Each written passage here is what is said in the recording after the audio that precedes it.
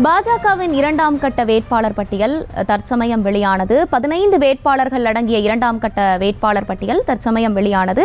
இதில் சிட்டிங் எம்பிக்கள் யாருக்கெல்லாம் மீண்டும் போட்டியிட வாய்ப்பானது வழங்கப்பட்டிருக்கிறது? மதியழகன், இந்த இதை பொறுத்தவரைக்கும் பாஜக சார்பில் தமிழகத்தில் தற்பொழுதைய எம்பிக்கள் என்று யாருமே கிடையாது.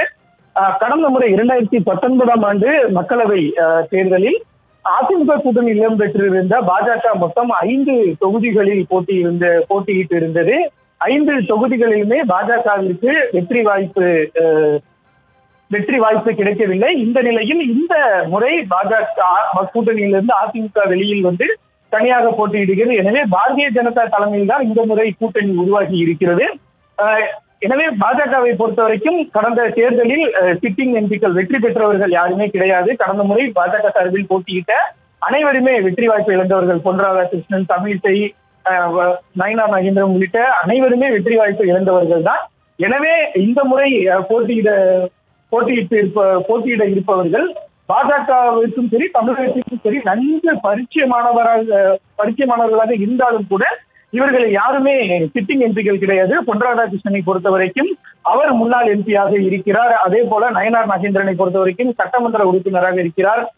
புதுச்சேரியில் அறிவிக்கப்பட்டிருக்கக்கூடிய நமச்சிவாயம் காங்கிரஸ் கட்சியில் அமைச்சராக இருந்தவர். பின்னர் பாரதிய ஜனதாவில் இணைந்து தற்பொழுதும் அவர் புதுச்சேரி அரசில் அமைச்சராகவே இருக்கிறார். அவருக்கும் மீண்டும் வாய்ப்பு வழங்கப்பட்டு இருக்கிறது.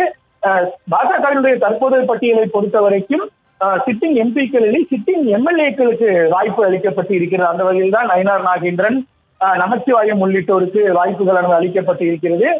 தமிழகத்தை பொறுத்த வரைக்கும் இருக்கக்கூடிய அந்த 4 எம்எல்ஏக்களில் நயினார் நாகேந்திரனுக்கு மட்டுமே மீண்டும் வாய்ப்பு அளிக்கப்பட்டு இருக்கிறது.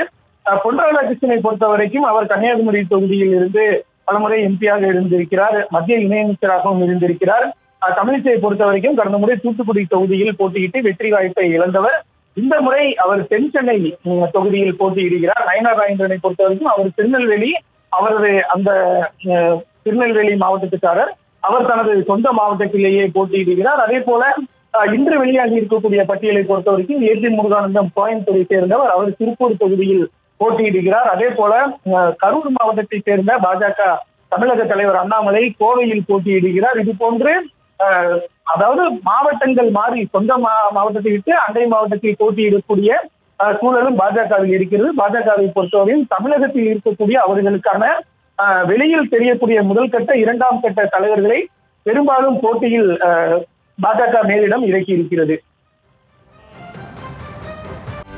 செய்திகளை உடனுக்குடனும் துல்லியமாகவும் தெரிந்து கொள்ள சப்ஸ்கிரைப் பண்ணுங்க.